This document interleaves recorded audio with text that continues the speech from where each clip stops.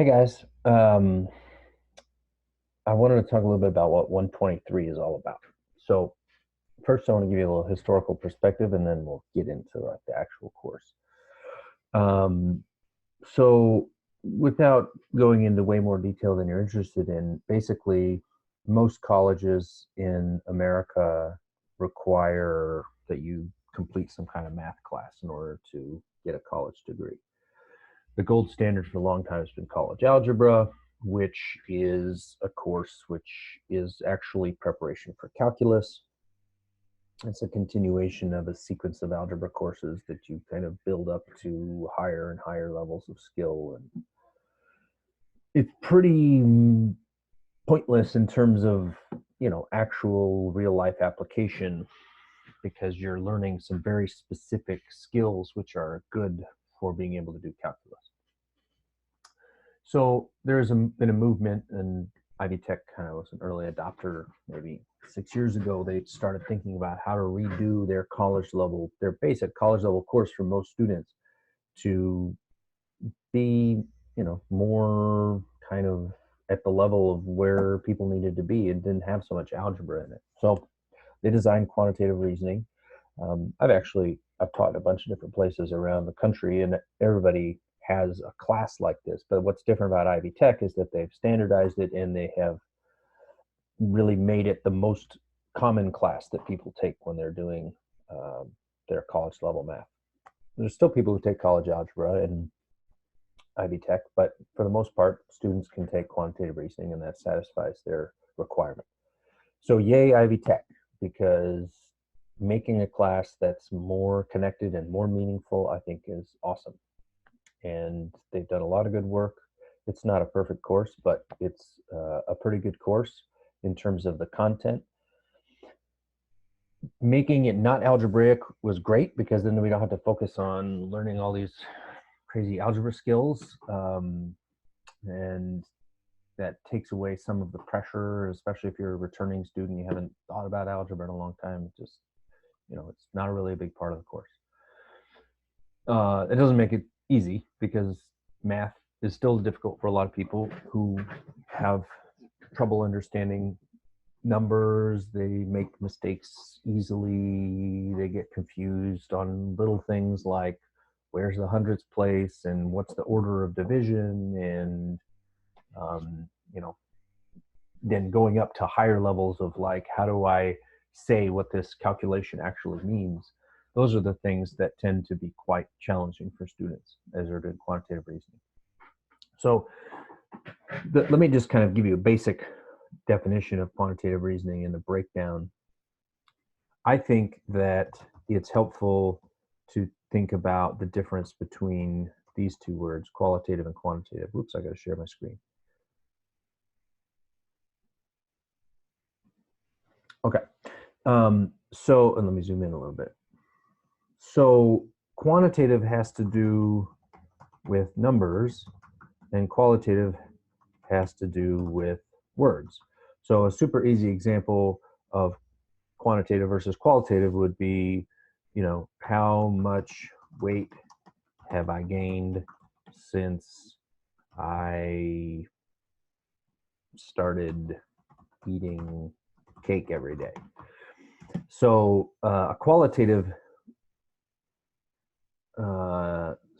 this already, by virtue of saying how much weight, already I'm implying that I'm interested in the quantitative answer. But a more general question would be, how has my weight changed since I started eating cake every day?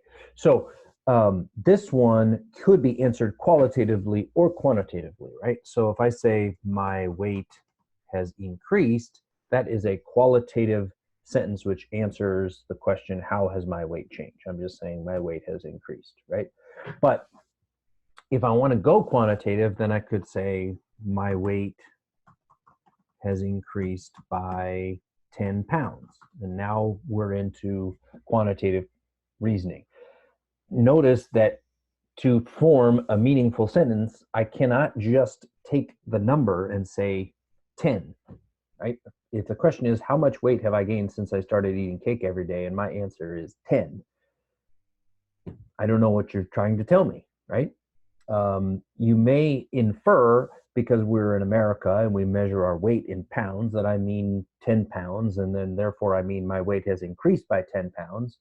But, I really am going to emphasize in this course the balance between quantitative and qualitative. They're both an important part of understanding the world. And if you have a fear of numbers, that's okay. We're going to work on that. And we're really working towards integrating the numbers and the words together.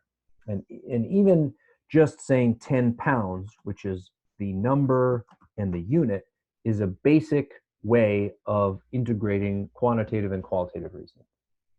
Okay, so that's kind of the big idea of just a description of what the heck quantitative reasoning means. Now, as we go through and we talk about specific things, like we start with ratios. So, a ratio, there's a mathematical component, and then there is an interpretive phase to answering the question, which again tends to be the challenging part. I like to use the analogy or the metaphor of the cheeseburger of quantitative reasoning. And I think about it as the top layer, which is reading the question and figuring out what the words are asking me to do. That's what I would call the top layer of the cheeseburger. I'm going to make it this color, kind of like a bun. All right. And then the middle layer of the cheeseburger is, actually should be merging these, is the part where we actually do the math, right? So there's some mathematics to do once we read the question and understand what it is asking us to do. But then there's another layer at the bottom, which is essentially putting the number and answer back into context.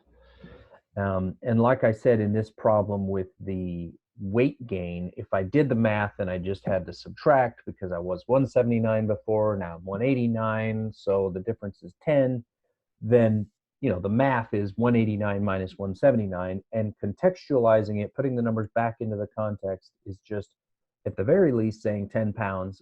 I may be asked to do something more like a complete sentence where I say my weight has increased by 10 pounds. That's a direct connection to section 7, where we talk about different kinds of calculations of change. Okay, so as we go through this course, the top and the bottom levels, I think from my perspective working with students, tend to be the parts that cause people a lot of difficulty. Doing the math is challenging in some ways, but in other ways, we're talking about addition, we're talking about subtraction, we're talking about multiplication, we're talking about division, which in Excel is a computer language is a /. We will do a little bit of exponents.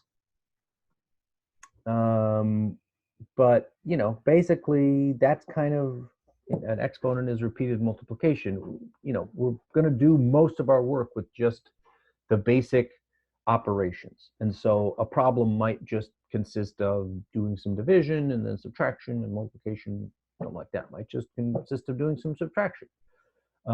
So I like to say, I try not to say this is going to be easy. I try to say this is going to be straightforward. Like, the steps in the middle part of this are not going to be too crazy. So then the first and the third part are often the challenging parts, because you got to read the words, figure out what you're supposed to do, then do the math, and then say what it means. Okay. So that's kind of quantitative reasoning in a nutshell. Last thing I want to show you is this. I went through and I kind of brainstormed, like, how would this actually be used, right? Because you're going to do a bunch of problems and you're going to have to tell me what ratios mean, and you're going to have to solve CPI problems and do compound interest and things like that. But, I was just kind of looking back at the topics and thinking about different questions that we could ask and really apply to the world that we live in. And some of these are personal questions like, how can you beat the bank using a credit card, right? If you have a credit card and you want to get money from the bank for using the credit card and you don't want to pay the bank money, what is the strategy to actually do that? That's a personal question, right? But then there are bigger questions, community questions, like how do you apply the concept of fairness promotions in a police department? Now, you could see that as a community question or an institutional question. Like, Ivy Tech faces all kinds of institutional questions, like, are we serving our students equally well, depending on their backgrounds? And then there's larger questions even in the community, like big government questions, like we get into a part here where we talk a lot about deficit and debt, right? And so we could sort of think about the federal government and the level of spending and think about those questions. Whether you care about those questions or not kind of depends on your personality and maybe how much bandwidth you have for worrying about larger problems. A lot of people who are dealing with a lot of, very complicated problems in their own lives don't have space and time to sit there and think about government deficits and debt. But that doesn't mean it doesn't affect you. It's just that it may not be ultimately immediately interesting to you. I'm going to try, and I have tried to incorporate some questions about coronavirus in here because it's an awesome opportunity to think about how math intersects with the world. And so before I head out, let me just show you two things here. I gotta change my share, sorry. Okay, so first of all, one of the challenges that people are kind of struggling with conceptually is the coronavirus versus the flu. When I do searches, I often go straight to the images because it'll give me some graphical representations and things that are nice to look at. So, we're going to practice looking at things like this and saying, okay, what is this chart telling me? And, how do I use that information?